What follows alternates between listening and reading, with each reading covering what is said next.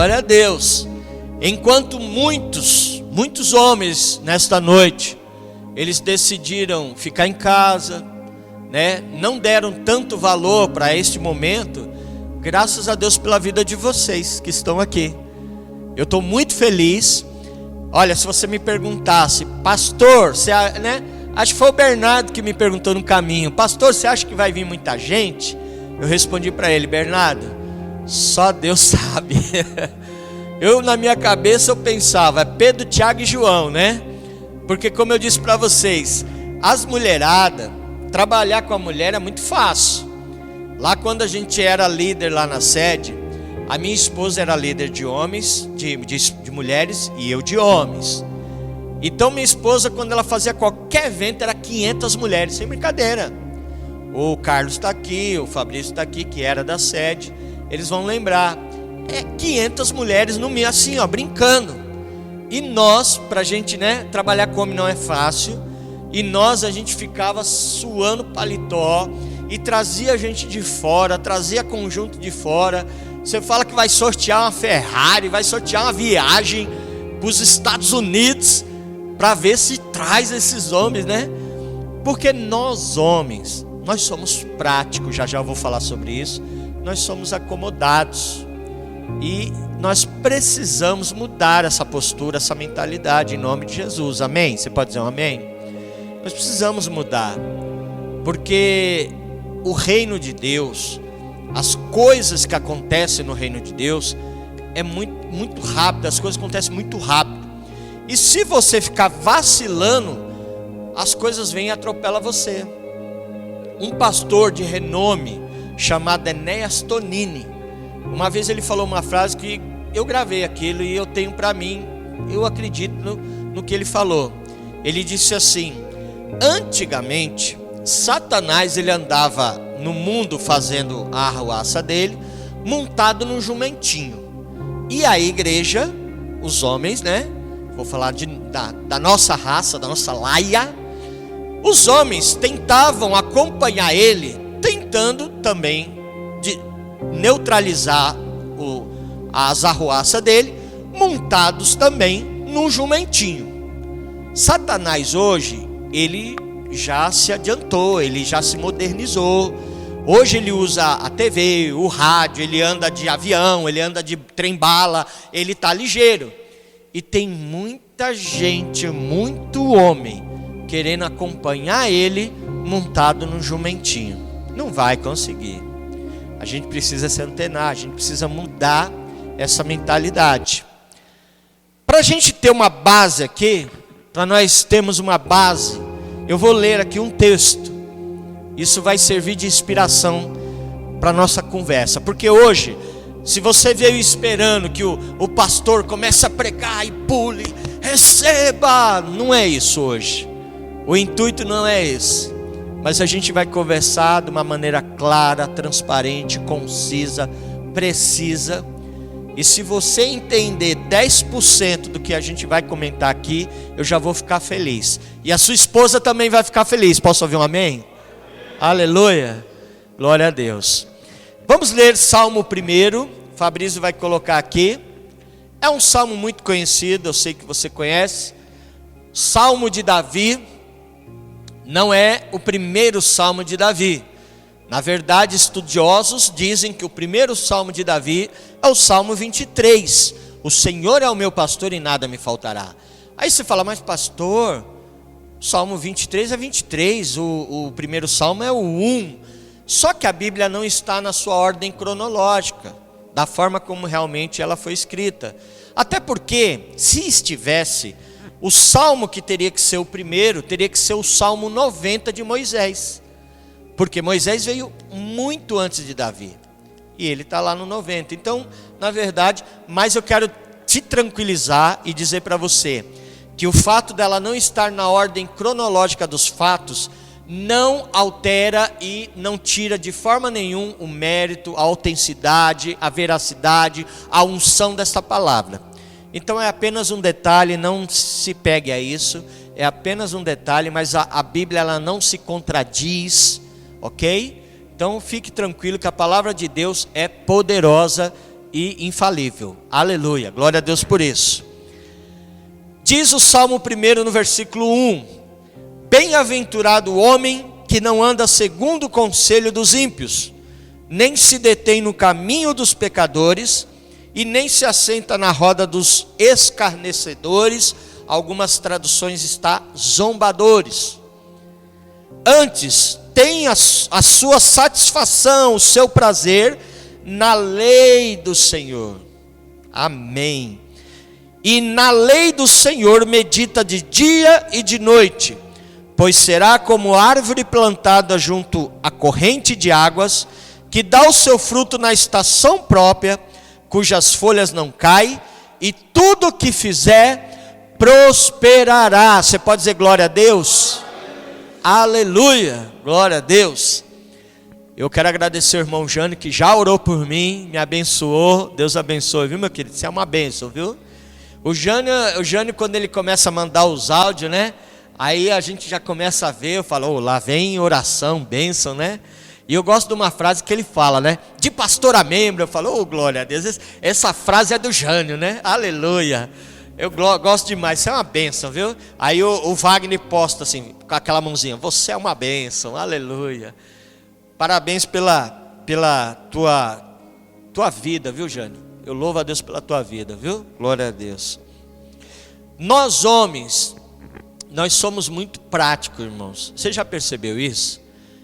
A gente não liga muito as coisas, a gente deixa as coisas, sabe, meio que à vontade, meio correr solto. E nós precisamos mudar isso. Nesta noite, eu venho aqui conversar com vocês e falar algumas coisas a respeito. Na verdade, a conversa que nós vamos ter é mais conselhos pastorais do que um sermão. Pastor, você está em posição, ou você tem moral para falar alguma coisa, para me dar conselho? Afinal de contas, tem muita gente aqui que é até mais velho do que eu, né? Muita gente não é tanta gente assim. Mas tem gente aqui que é mais velho do que eu, e na verdade eu deveria ouvir o conselho. Mas, irmãos, eu vou explicar para vocês que na trajetória da minha vida, durante as experiências, tanto familiar e espiritual, a gente aprendeu alguma coisinha que dá para passar para vocês como bagagem, como experiência, como know-how, né? Essa palavra é bonita, hein? Falei bonita agora, know-how, hein? Aleluia. Como experiência para a vida de vocês. Eu posso ouvir um amém? Então, trabalhar com homens é difícil, porque o homem é muito prático, ele não se atenta a detalhes. Por exemplo, o que as mulheres sempre reclamam: pastor, meu marido, pastor, vê se o senhor dá um choque de 220 para ver se ele acorda, que o meu marido é meio devagar, o meu marido é meio marcha lenta, ele não, né, difícil, só pega no tranco. Porque, homens, uma das coisas que as mulheres mais reclamam para mim é isso: a falta de detalhes, de percepção. Quer ver um exemplo? Nós homens somos muito práticos e a gente não liga para datas comemorativas. Vocês já pensaram nisso? A mulherada é diferente. A sua esposa, ela sabe quando foi a data do primeiro beijo que vocês deram. Ela sabe o dia, a hora, ela sabe como foi que aconteceu, que vocês se encontraram, se viram. No celular do meu filho, eu vi lá colocando uma senha. Ele colocou uma senha. E aí eu perguntei para ele, mas a menina respondeu, né? A namorada. Eu falei, que senha? Mas quem colocou foi ela. Eu falei, que senha é essa? Ela falou, o dia que a gente se conheceu. Aí eu olhei para ele e falei assim: tome, filho, aí, ó. Se perguntasse, ele não ia saber responder qual foi a data, mas ela já colocou. Porque mulher é assim. Então, meus queridos, quer um toque pastoral? Valorize, priorize a data de aniversário da sua esposa, da mulher que é referência e bênção na tua vida. Tem gente aqui que ainda não é casado, mas tem mãe, tem irmã. Então valorize a data de comemoração de aniversário, dia das mães, dia dos namorados, datas de casamento. Isso é muito importante, meu querido. Valorize. Eu louvo a Deus pela vida do meu genro, que já tem esse entendimento. E eu fico muito feliz que quando tem as datas comemorativas, cadê? Ah, saiu, foi passear, foi jantar fora, foi dar um rolê, foi depositar. Porque esse negócio de depositar, querido, às vezes você quer, chega aquele momento, né? Chega de noite, você tá ali, opa, vou passar o cartão para, né, tirar o saldo. Chega lá, o saldo tá negativo. Por quê? Porque você não depositou, meu filho. Como é que você vai querer ter saldo positivo se você não depositou? Aleluia. Tá entrando, né, no cheque, tá no vermelho, tá no cheque especial. Oh. Não pode, queridos. Valorize. Pega no aniversário dela, no aniversário de casamento, sai para passear. Vai dar um rolê no shopping, leva ela num lugar que ela gosta, leva ela para almoçar, jantar fora. Valorize esses momentos, esses detalhes. Você vai depois me agradecer, você vai falar: pastor, aquele jantar rendeu, pastor. Aleluia. Deposita, meu querido, para ter saldo. Aleluia. Exatamente, são gravetinhos, né, para o fogo acender. Aleluia. E aí vai acontecer a palavra de Levítico: o fogo arderá continuamente no altar e não se apagará. Aleluia, glória a Deus. Quer ver um outro detalhe? Palavras doces, palavras de motivação. Quando eu falo palavras doces e de motivação, é você falar coisas agradáveis no ouvidinho, ao pé do ouvido. Ou falar para ela: meu amor, você está linda. Falar para a filha, olha, eu te amo, coisas desse tipo. Valorizar. Quando a pessoa vem: ah, não, eu sou meio lento. Não, você não é, você é bênção. Então valorize. Você já percebeu que a gente só valoriza quando a gente perde alguma coisa? Então não espere perder aquela pessoa que você tanto ama, perder a admiração daquela pessoa que você tanto ama, por falta de atitude. Tenha atitude em nome de Jesus. Dê palavras positivas, motivação, doces, carinhosas. Então, outra coisa, homens valorosos, varões valorosos, seja o sacerdote da tua casa, seja o macho alfa, em nome de Jesus, aleluia. Seja aquela, porque a mulher gosta de se sentir segura. A esposa, os filhos gostam de se sentir seguro, de falar assim: não, meu marido é o cara, aleluia.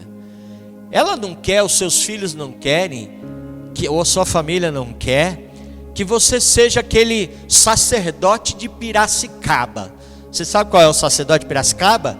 É aquele que passa assim o carro falando assim: pamonha, pamonha, pamonha. Não quer. Você tem que ser realmente uma pessoa que venha ser o provedor, o mantenedor, ali o sacerdote, que você fala assim, né?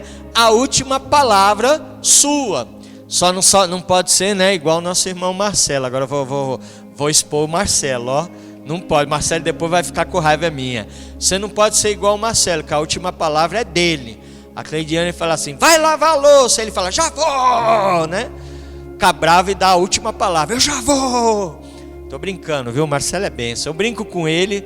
Eu falo que a Cleidiane bate nele, mas é brincadeira. É brincadeira, viu? Aleluia. Te amo, Marcelo. Tô brincando, viu? Aleluia.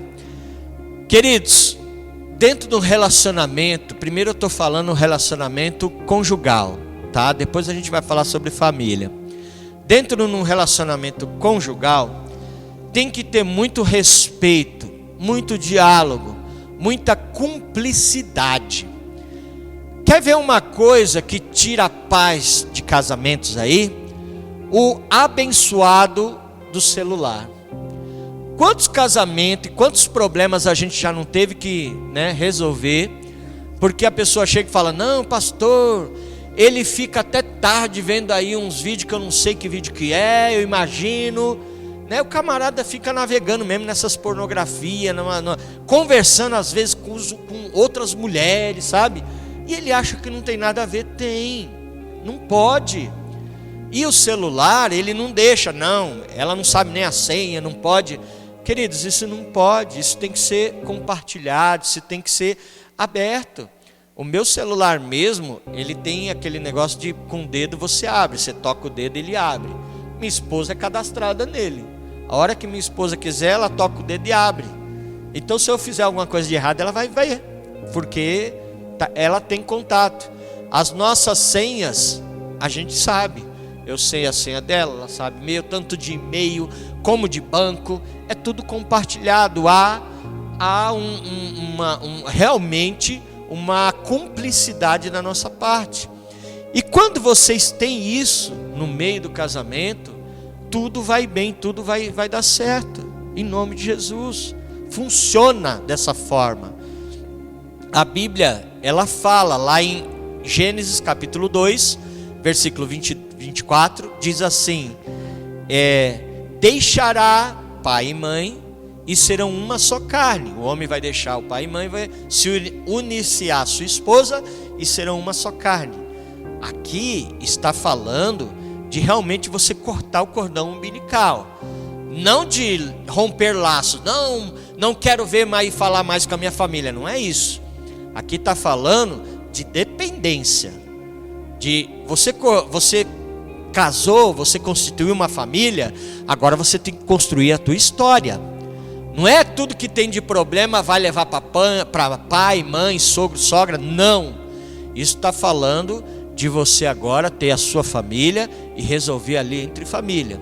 E no versículo 25 diz: os dois andavam nus e não se envergonhavam. Está falando da transparência, que não tem que ter reserva nenhum com o outro. Tem que ser transparente, tem que realmente dialogar. O diálogo é muito importante. Diz que uma vez um pastor, ele fez um teste. Ele chegou numa família e ele falou assim: eu queria tirar a televisão da casa de vocês, posso? Aí disse: não. O pessoal ficou desesperado: não pode, não, deixa eu tirar a televisão, pelo menos aí por uma semaninha. Aí ele tirou, depois de muita resistência ele foi lá e tirou a TV. Aí quando depois de uma semana ele foi conversar com a turma, com a família, e aí, como é que foi a experiência? O casal falou: pastor, o senhor tirou a TV no outro dia, parecia uma casa de mudo, ninguém falava nada, os grilos assim a gente ouvia, as moscas, barulho de mosca, porque ninguém falava nada. No outro dia já se falava um bom dia, boa tarde, boa noite. No terceiro dia a gente já estava sentado à mesa, conversando, batendo papo, e nós começamos a lembrar dos tempos que namorávamos, falávamos ao pé do ouvido, e novamente a gente começou a recordar aqueles momentos bons de diálogo. E eu pude conversar com a minha família, meus filhos, ver como é que eles estão na escola, como é que está a vida deles, ouvir, porque eu estava totalmente desfocado, desligado do que estava realmente acontecendo ao redor da minha família, e foi muito bom. Então é preciso restaurar esse momento de diálogo, esse momento de sentar à mesa todo mundo e bater um papo, dar risada, desligar um pouquinho o celular, desligar um pouquinho a TV, sabe? Esse momento de perguntar: e aí, como foi o seu dia? Sabe, os filhos, a esposa gosta de ouvir. Aí você fala: pastor, se eu perguntar isso para minha esposa, aí aquele negócio, senta que lá vem história. Mas deixa ela falar, irmão, deixa ela falar. E você, mesmo que você não está nem prestando atenção no que está falando, mas você, amém, glória. Vai ouvindo. Depois que terminar a conversa, ela vai falar assim: que marido maravilhoso que eu tenho, olha, ele é maravilhoso, me ouviu 2 horas eu contar a minha história. Ela vai ficar feliz, e quem vai ganhar é você, queridão. É você que no final vai ser beneficiado. Então aprenda a valorizar esses momentos. E filhos, nenhum sucesso da tua vida justifica o fracasso da tua família, nenhum. Você pode ser a pessoa mais bem sucedida, financeiramente, no trabalho, profissionalmente. Mas se a sua família, se a tua casa está tudo ruim, então você não é bem-sucedido. Queridos, essa semana tem tanta gente que precisava estar aqui, tanta gente que precisava ouvir uma palavra dessa, porque eu sei da história de muita gente, até mesmo que não é da igreja. Tem um casal que eu vivo mandando mensagem para ele, convidando ele para participar do culto, e assim, eu sei que a vida dele está um inferno, e a mulher dele, todos os dias dessa semana, mandando mensagem para mim: pastor, o senhor falou com ele? Eu falei: falei, minha filha. Ele falou que vai. Mas o senhor vai mandar mesmo uma mensagem para ele no dia, para ele não se esquecer? Eu falei: não, ele não vai esquecer, porque eu estou todo dia lembrando. Hoje foi uma das primeiras pessoas que eu mandei mensagem: nosso encontro hoje. Aí quando eu saí de casa, um pouco antes de sair de casa, eu mandei outra mensagem: te aguardo lá, né? Me encontro com você lá na igreja, mas daqui a pouco. Não está aqui. Uma pessoa que precisava ouvir, não está aqui. Só que eu sei que amanhã ele também está me mandando mensagem: pastor, minha vida está um inferno. Ué, mas por que não está aqui? Sabe aquelas coisas de eu quero morrer. Na verdade não quer morrer, você quer viver. Só que se você não está gostando do eco, muda o grito, aleluia. Muda a atitude aí, reage em nome de Jesus, porque o céu se move ao nosso favor quando a gente reage. A situação está contrária, reage em nome de Jesus. Ontem, eu conversava com um homem que ele estava falando da situação, e ele estava se lamentando. Eu falei assim: você quer trocar comigo? Você me dá o seu problema e fica com o meu? Me dá o seu para mim e fica com os meus problemas. Aí ele pensou, ficou meio mudo no celular. Eu falei: filhão, todo mundo tem problema nessa vida. Todo mundo. Só que a gente não pode ficar paralisado, estagnado. A gente precisa reagir em nome de Jesus. Todo mundo tem problema na família. Não existe família perfeita. A gente tem problemas. Você acha que os meus filhos não dão trabalho? Claro que dão. Só que deixa eu falar uma coisa para vocês. Como eu disse no início da conversa, eu falei assim: mas pastor, o senhor tem moral para falar? E eu disse para vocês: calma que a gente vai chegar lá. Queridos, eu não sou o modelo exemplar. Eu não tenho a vida digna para... Quem sou eu para falar alguma coisa a respeito para muita gente aqui? Só que eu vou dizer uma coisa para vocês. Eu tenho uma família. A gente está quase há 30 anos, eu e minha esposa, casados. A gente tem 29 anos casados. São quase 30 anos de casamento. E eu casei para sempre. Se alguma coisa não está funcionando no meu casamento, eu tenho que fazer funcionar. Porque, queridos, quando você tem um carro e ele começa a dar problema, aí você vai pegar seu carro e vai falar: não, vou jogar fora. Você não vai fazer isso. Você vai arrumar ele, você vai dar um jeito. Dá problema, começa a trincar, começa a cair o reboco. Aí você fala: não, deixa cair. Não, você vai arrumar a tua casa. Por que teu casamento, que é um bem tão precioso, que nasceu no coração de Deus, a tua família, por que teu casamento, a tua família, começa alguma coisa a dar errada, e você fala: não, vou jogar, vou sair, vou se separar? Não, dá um jeito, irmão. Faz por onde, faz acontecer, se move, conversa. Eu sei que tem caso que fala assim: pastor, realmente não deu, coisa de traição, essas coisas é difícil a gente perdoar, eu sei. Mas, irmãos, pelo menos 70% das brigas conjugais são pura besteiras. Sabia disso? Se você estivesse me acompanhando nos discipulados, nos aconselhamentos que a gente faz, você ia falar: mas pastor, esse casal está brigando por causa disso. Aí você fala: tá. Eu falo: não acredito, que besteira. Eu falo: pois é. Então hoje a gente tem, sabe, eu vejo pessoas brigando e discutindo e querendo se separar, querendo abandonar a família, esse bem precioso, por besteira, irmãos. Em nome de Jesus, muda essa mente, muda essa consciência, esse pensamento, em nome de Jesus, e valorize, eduque seus filhos.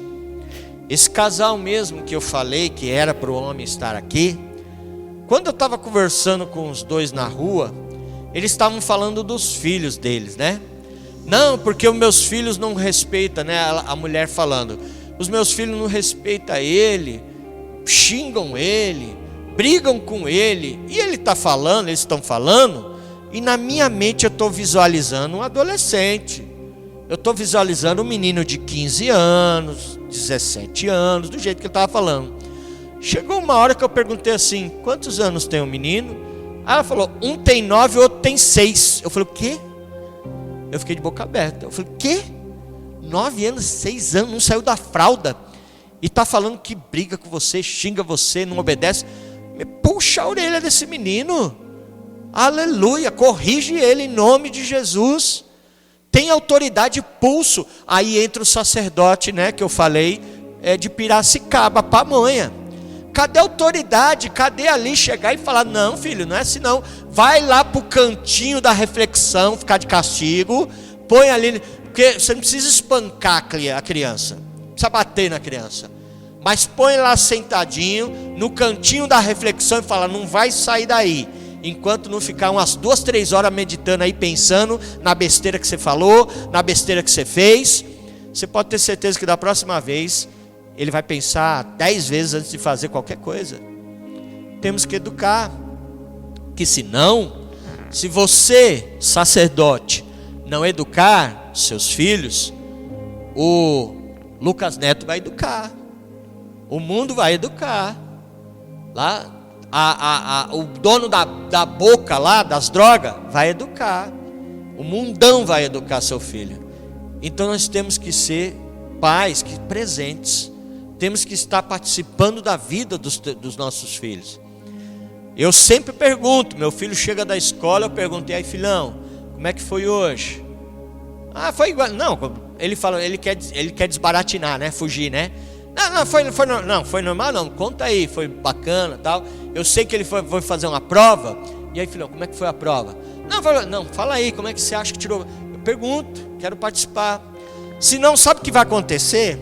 Vai acontecer igual aquela menina, que depois de muito tempo, o pai tomou coragem, sentou com ela e falou, filho, eu quero conversar com você. Aí ela, adolescente já, sentou e falou, fala aí velhão, mascando chiclete. Fala aí velhão, o que você quer? Já começa o desrespeito e a desonra aí, né? Na forma de tratar. Ele, não, é que eu queria conversar algumas coisas com você. E ela, você quer falar sobre o quê? Aí ele, eu queria falar com você sobre sexo. Porque ele estava preocupado, né? Ela estava adolescente. E ele falou, vou conversar antes que dê alguma coisa ruim. Eu quero falar com você sobre sexo, filha. E ela respondeu para ele, pode perguntar o que você tiver de dúvida aí que eu respondo para o senhor. Olha só. E isso daí, infelizmente, na vida de muita família, de muito relacionamento de pais e filhos, é assim. O meu pai foi muito bom. Meu pai foi um homem bom, coração bom. Ele era nervosão, sanguíneo, hemorrágico, né? Italiano, bravo. Só que ele tinha um coração bom. Só que meu pai nunca chegou pra gente, nenhum de nós três, sentou e falou, e aí meu filho, como é que você tá? Ele nunca foi de conversar. Ele era de roça, ele era matuto da roça. Então ele era uma pessoa bem tímida. Ele não gostava de conversar. Se você fosse cumprimentar ele, ele dava os 3 dedinhos assim, pra você pegar nos 3 dedos dele. Ele era muito tímido. E ele não conversava com a gente. E quem me educou foi o mundo. Eu lembro que quando eu cheguei da escola, já adolescente, eu cheguei da escola e eu falei para ele assim, pai, os meus colegas, eu já adolescente grande, pai, os meus colegas falaram sobre sexo, estavam conversando, e eles falaram que o bebê não é como o senhor estava falando, que nasce da cegonha. Não tem cegonha não, pai, é uma relação sexual do homem com a mulher. Aí eu fui falar, em vez dele falar, ô meu filho, senta aí, preciso conversar com você. Ele me deu uma surra. Falou, você vai para a escola para aprender essas besteiras? Não vai mais para a escola não. Ainda bem que minha mãe sabe, né? Falou, não, deixa de ser ignorante, o menino, né, tá aprendendo. Mas eu levei uma surra e ele queria me proibir de ir para a escola. Ele foi errado. Mas meu pai foi uma bênção na nossa vida. Antes dele morrer, ele precisou ficar internado alguns dias no hospital. E quem passou 15 dias morando dentro do hospital com ele foi eu. E minha mãe sempre fala que quando ela ia lá visitar, as enfermeiras falavam para ela, nossa, o seu filho é maravilhoso com o seu marido. O seu filho dá banho nele, conversa com ele, lê a Bíblia para ele, ora com ele, conta história para ele. Só que ela não sabe que nem sempre foi assim. Deus preparou aquele momento para mim ter um relacionamento com meu pai de 15 dias, que eu nunca tive durante anos e anos. Nunca tive esse relacionamento. Foi justamente nesses 15 dias que Deus preparou para a gente ter esse desenrolar, quebrar mesmo essa paralisia na nossa vida. Então não espere, em nome de Jesus, uma outra oportunidade, senão agora que eu estou falando, em nome de Jesus. Quando você chegar em casa, dá um abração mesmo nos seus filhos, dá um abração no teu pai, tua mãe, abraça, fala eu te amo, em nome de Jesus. Posso ouvir um amém? Fala mesmo em nome de Jesus. Até porque eu vou usar uma frase que o Fabrício falou outro dia, ele nem vai lembrar, mas não tem muito tempo, ele viu essa frase em algum lugar, ele falou, eu falei, cara, é bonita, viu? Até anotei para não esquecer. Que diz assim: eduquem bem os seus filhos, para que você possa no futuro mimar os seus netos. Ou então, mime os seus filhos, e aí você vai ter que educar os seus netos. Então, pensa nisso com carinho, em nome de Jesus. Veja que Jesus, ele sempre se importou com a família.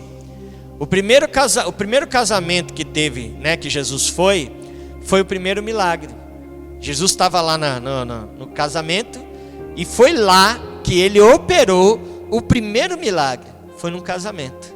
Então ele gosta da família, ele tem prazer na família. Todas as vezes que Jesus, ele quis fazer Deus lá no Velho Testamento, Jesus no Novo Testamento, quando ele quis fazer uma aliança com alguém, ele sempre disse, esta minha aliança é contigo e com a tua descendência. Ele sempre falou isso. Coloca para mim Isaías 44:3, por favor. Olha o que Isaías 44:3 diz: derramarei o meu espírito sobre a tua posteridade e a minha bênção sobre a tua descendência. Aleluia. Deus, ele se importa com você, com a sua família, com seus descendentes, com a sua geração. Mas infelizmente, como eu falei, a gente só dá valor quando a gente perde. Então a gente não tem o costume de dizer eu te amo.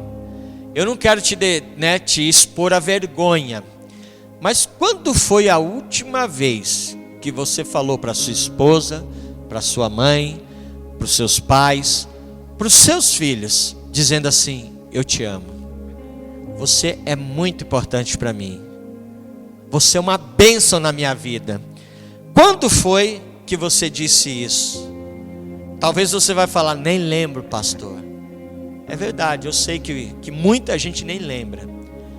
Eu falo quase todos os dias, se não todos os dias. Se eu falar todos os dias, eu posso até estar mentindo, mas praticamente todos os dias.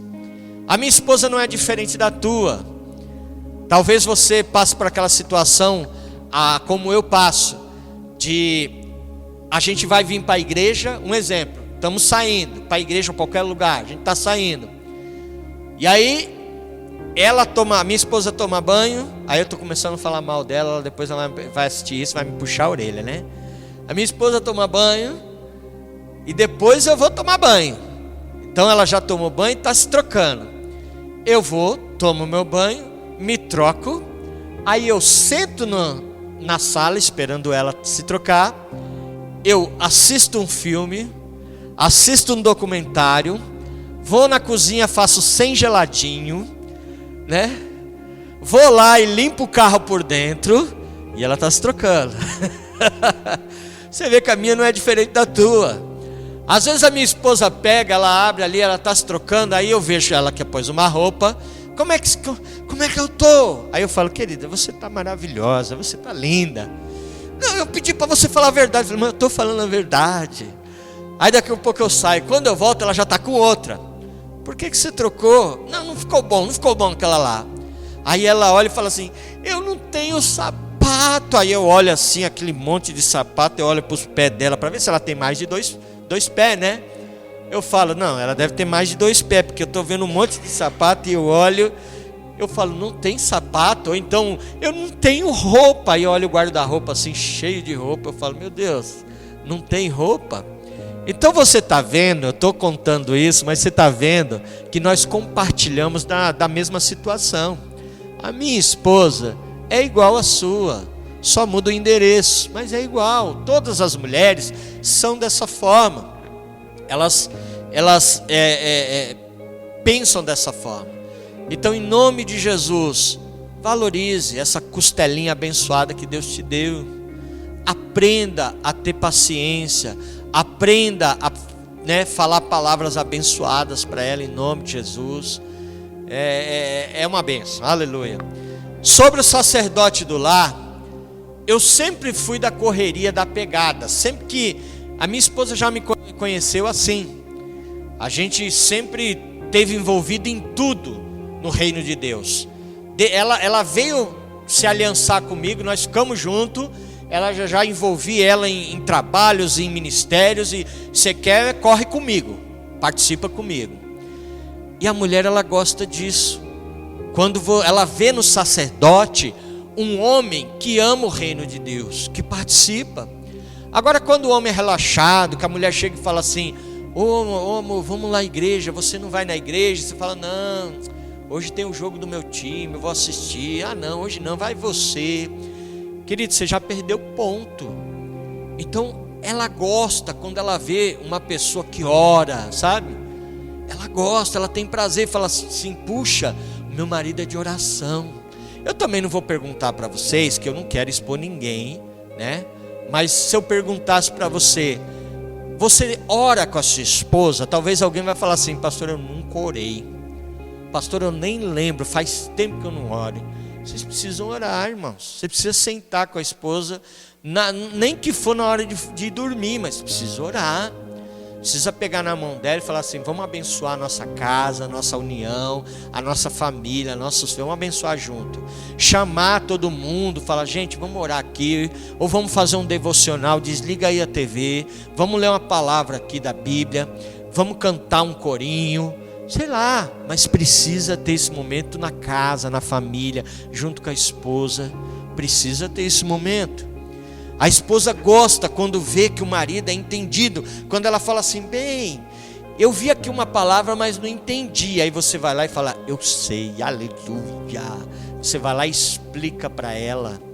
Aí ela fala assim, aleluia, como meu varão é inteligente. Olha, como esse homem é inteligente, é de Deus, ó. Eu não entendi aquela passagem, eu não entendi aquela palavra, mas ele foi lá e me explicou. Então aprenda. Ah, pastor, como é que eu aprendo? Nós temos a escola aqui e está sendo uma bênção. Quem está participando, está crescendo, está conhecendo, né? Aprendemos até os 66 livros da Bíblia, né? Não, Marcelo? Marcelo, Guilherme aí. Acho que foi no culto de quarta-feira agora. A Cleidiane começou a falar os 66. A Cleidiane estava aqui quarta-feira no culto. Aí eu falei, não é não, Cleidiane? Aí ela falou, mesmo. Aí ela começou a falar, né, cantando as músicas, os nomes dos livros. Aí quem estava do lado fez assim, né? Porque a gente na escola, a gente aprende, a gente tira dúvida, a gente compartilha ali entendimento. Então estude mesmo, coma dessa palavra, aleluia.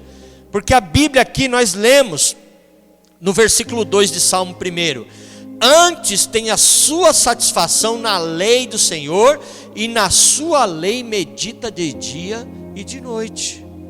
Assim é o varão abençoado. Educar, sabe, o sacerdote precisa educar os filhos no caminho do Senhor. Quando você ensina seu filho, ele vê, tá? Ele vê em casa exemplo. Quando ele vê exemplo em casa, ele também quer servir. Então eu falei de quase 30 anos de casamento. Você pensa que a gente nunca discutiu, ou nunca de repente discordamos? A gente faz isso direto, a gente não concorda um com o outro direto. Mas meus queridos, nunca na minha casa, nem meus filhos, meu genro que mora lá embaixo da minha casa, nunca viu e nem vai ver quebra-pau, de voar panela, de xingamento. Os meus filhos não falam palavrão, se falar a gente já corta. Ninguém fala em casa palavrão. Mas é porque eles nunca ouviram. Meus filhos estudaram, trabalham fora, minhas filhas. Com certeza no trabalho, meu filho na escola, ouve muito palavrão. Os coleguinhas falam palavrão. Só que eles ouvem, mas não praticam, não participam disso. Não, aí vem o versículo, né, que fala: não senta na roda dos escarnecedores. Então nós estamos no mundo, mas o mundo não precisa estar na gente. Da mesma forma os nossos filhos. Eu louvo a Deus pela minha família, que todo mundo está envolvido na obra de Deus. Todo mundo. O mais novatinho agora é o Felipe, que chegou agora e já está engajado, né? Quando ele veio assinar o contrato para ser membro da família, eu falei para ele: uma das cláusulas é você se envolver, meu filho. Sem envolvimento não tem relacionamento aqui. Aí ele falou: não, tá bom, eu assino. É assim, chegou, já tem que se envolver, tem que trabalhar, tem que estar envolvido. E quinta-feira já estava na célula, o Guilherme, o Felipe, estava já participando da célula. Eu fiquei muito feliz, parabéns aí por vocês. Fiquei muito feliz de ver aquela foto de vocês na célula. E é isso, queridos. Ter uma vida, ser sacerdote, tem que ter uma vida de exemplo, dar bom testemunho. Você tem que ter uma vida de exemplo, para as pessoas olharem e falarem: meu, ali vai um homem de Deus. Não pode ser igual, né, aquela ilustração que diz que o pastor estava velando um homem, e aí o pastor estava fazendo um discurso. A esposa e a filhinha do morto estavam do lado do caixão, a viúva estava lá chorando com a sua filha, e o caixão, e o pastor falando: esse homem de Deus, esse homem que era um grande exemplo para todo mundo, este homem que falava a verdade. Aí a esposa cutucou a filha e falou assim: filha, dá uma olhada ali no caixão para ver se é seu pai mesmo que está ali, porque o pastor está falando tão bem que eu acho que eu estou no enterro errado aqui, né? Porque quem te conhece mais do que qualquer outra pessoa é a sua família. Mas o mundo aí fora também precisa ver Bíblia em nós. O mundo aí fora está cansado de ver Bíblia debaixo do sovaco. Eles querem ver Bíblia na nossa vida, através de um bom testemunho. Falar a verdade em nome de Jesus. Chega de ficar mentindo, né? Esqueminha errado. Aí quando a mulher do Acute vai lá, aí o cara fala assim: filha, fala pra mulher aí do Acute que eu não tô, o pai não tá?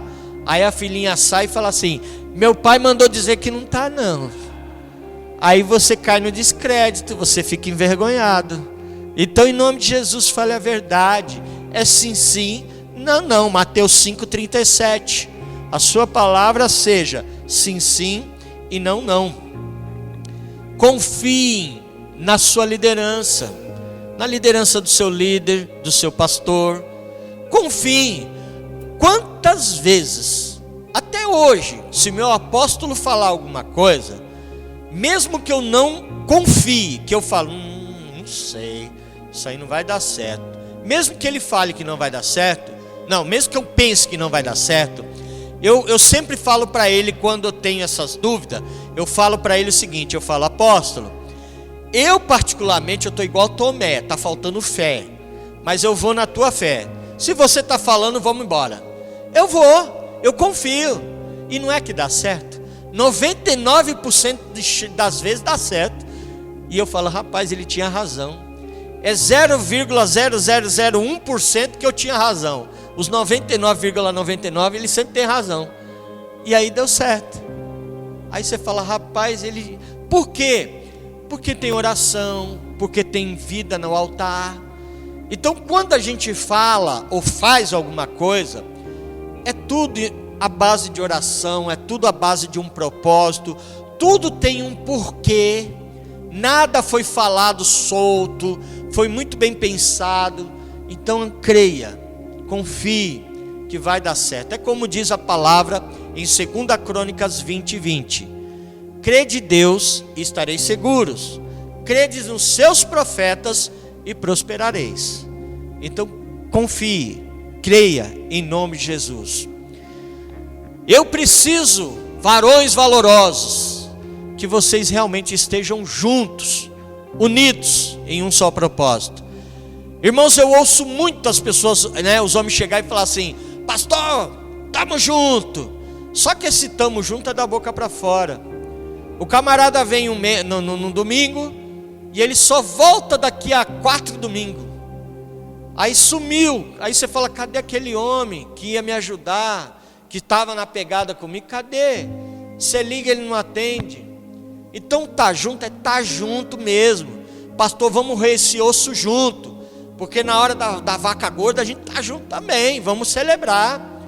Mas na hora de roer o ossinho, vamos roer junto, em nome de Jesus. Sabe, como todos sabem, nós começamos a Manancial junto. Vai fazer 20 anos agora, dia 13 de outubro, que a Manancial fundou. Eu cheguei um ano depois, mas a Manancial ainda não tinha rompido. Ainda estava naquela de 15 pessoas, de 15 membros. Tinha um ano que tinha, o apóstolo tinha fundado a Manancial, que eu e minha família chegamos.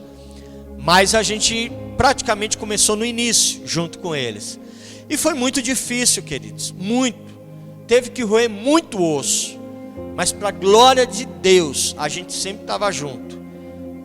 Roendo o osso, tendo que ali dividir o pão, mas a gente estava junto, no mesmo propósito. E esse é o segredo da igreja. Tá, o segredo, se o Fabrício puder colocar, Atos 2:42.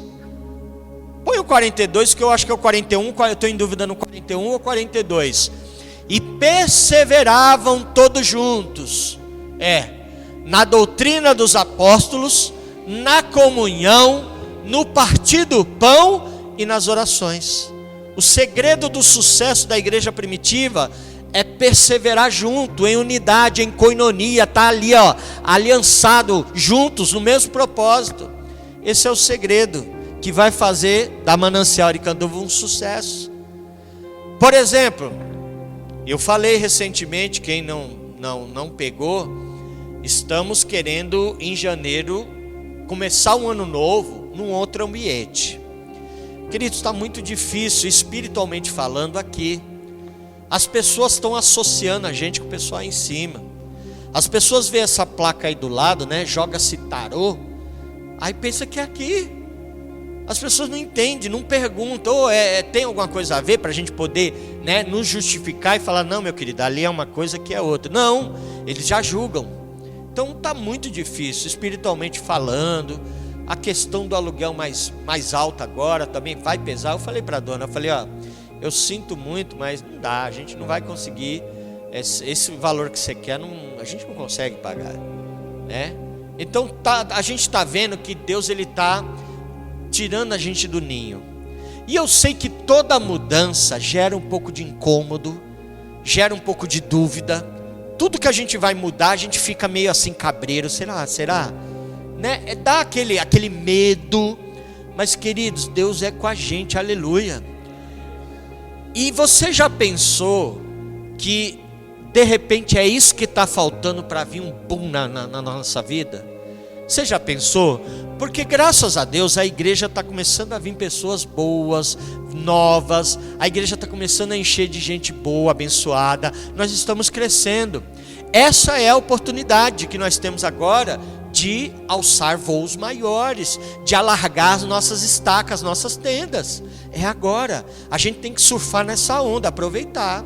E eu conto com a ajuda de vocês, em nome de Jesus, para a gente estar junto, tá? Em nome de Jesus. E terminando, já estou encerrando a minha palavra, a última coisa que eu deixei para o final: sacerdote, varão valoroso, precisamos entender, compreender e nos posicionar na questão de ser fiel ao Senhor. Você não é obrigado, ninguém é obrigado a ser fiel ao Senhor. Mas, queridos, experiência própria. O Fabrício mesmo caminhou comigo em tempos de vacas magras. Ele lembra que quando, lá no comecinho, quando a gente começou a caminhar, o Carlos também acompanhou muito essa fase. Ele também veio na mesma época que o Fabrício para caminhar com a gente. Eu passava um perrengue, irmãos. Passava um perrengue. Mas por quê? Faltava posicionamento da minha parte. Um mês eu era fiel, um mês e 2 não. Um mês eu era fiel, 1, 2, 3 meses não. Eu tinha aqueles altos e baixos, inconstância. E a minha vida era terrível. A minha família sofria de tabela por causa da minha desonra, infidelidade ao Senhor. Só que o dia que eu me posicionei e disse: chega, agora dei um basta, virou uma chave no mundo espiritual. A coisa mudou. Eu achei legal que eu conversei, se não foi ontem, foi antes de ontem, mas eu tenho quase certeza que foi ontem. Eu conversei com uma esposa de um marido daqui, e ela estava toda feliz, que ela mandou o comprovante do dízimo dela. Pastor, mandou aquele bonequinho chorando: pastor, consegui pelo 3º mês consecutivo ser fiel ao Senhor. E eu falei: glória a Deus, que lindo, que maravilhoso, querida. E ela falando: pastor, eu estou vivendo tanta coisa boa, eu estou vivendo tanta coisa maravilhosa na nossa vida, no meu emprego, na minha família. Eu estou vendo até conversão dentro da minha família. O irmão dela não se converteu aqui, mas se converteu numa outra igreja. Ela falou: eu nunca imaginei ver meu irmão na igreja e ele aceitou Jesus, pastor. Eu falei: isso é fruto. Porque lembra que eu falei que a prosperidade é um pacote completo e vem todas as áreas? Ela está começando a colher os frutos, ela está vendo a bênção. Ela falou: pastor, está muito bom, sabe? E ela falou assim: eu antigamente, eu sempre ganhei bem, eu nunca ganhei mal, só que eu não era fiel. Aí eu via meu marido, que era fiel, eu via ele ganhando e ele sempre tinha dinheiro sobrando. Só que eu recebia 2, 3 dias depois, sumia o dinheiro, acabava. E eu falava: mas por quê? E meu marido tinha dinheiro sobrando, não faltava, ele tinha para me emprestar, ele me emprestava. Eu falei: por causa da tua fidelidade agora, por causa da fidelidade dele. E agora você está compreendendo. Essa conversa eu tive com ela ontem. Eu acho que foi ontem, tenho quase certeza que foi ontem. Mas, queridos, é uma pura verdade isso. Quando você é fiel ao Senhor, você honra com a sua vida, com aquilo que você realmente crê. Queridos, Deus, Ele responde. Deus, Ele devolve honra também para a tua vida. Eu vivo isso na minha casa. Eu vivo hoje isso na minha vida. Eu sempre falo para o Nicolas, que o Nicolas é folgado, viu? Ele nasceu no tempo de vaca gorda, e eu falo assim: tu não sabe o que é passar necessidade, né, menino? Ele é esbanjador, né? Eu falo: tu não sabe, né, o que é. Aí eu falo, as meninas falam: pai. Aí fala para ele assim: você não sabe o que é passar 1 ano para comer uma pizza. 1 ano, a gente aí, né, quando vinha o 13º, a gente ia lá e comprava uma pizza.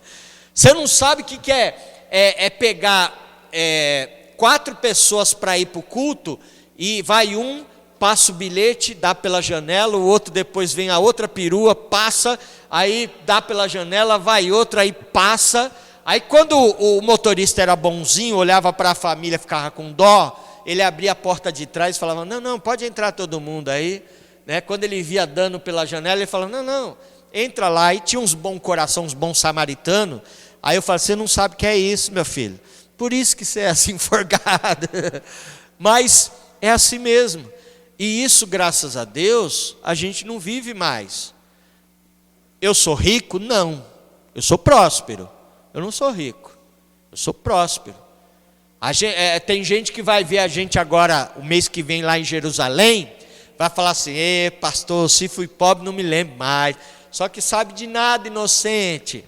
É luta, não é fácil não. É propósito ir lá. Não é passeio, não é excursão. Mas eu vou te dizer, aos meus olhos humanos, jamais eu imaginei conquistar uma viagem dessa, um momento desse. É Deus puro, queridos. É a bênção de Deus na nossa vida. E você também pode viver tudo isso que você sonha, almeja na tua vida. É só ser fiel. Eu escrevi 2 coisas aqui. A primeira eu escrevi assim, ó. Tem situações dentro da sua casa, da sua família, que só vai mudar quando você mudar. Quando você mudar a sua mente, o seu comportamento e a sua fidelidade com Deus. Aí vai mudar. Fabrício, enquanto eu vou falar a segunda, eu não sei se tem essa música na listagem de música. Comunidade, o Daniel, ajuda ele, aquela música. Eu quero ser um homem segundo o coração de Deus. Eu não sei qual é o nome dessa música. Acha para mim, por favor.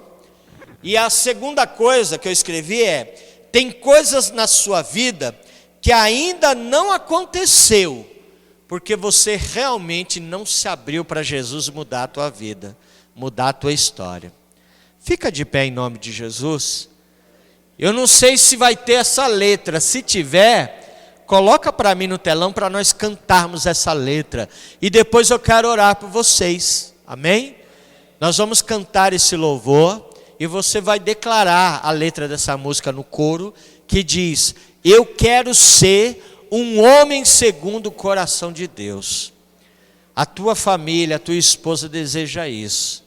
Então, em nome de Jesus, abre o teu coração nessa noite para a mudança, para o novo de Deus. Vocês entenderam? Diz assim, amém. Glória a Deus.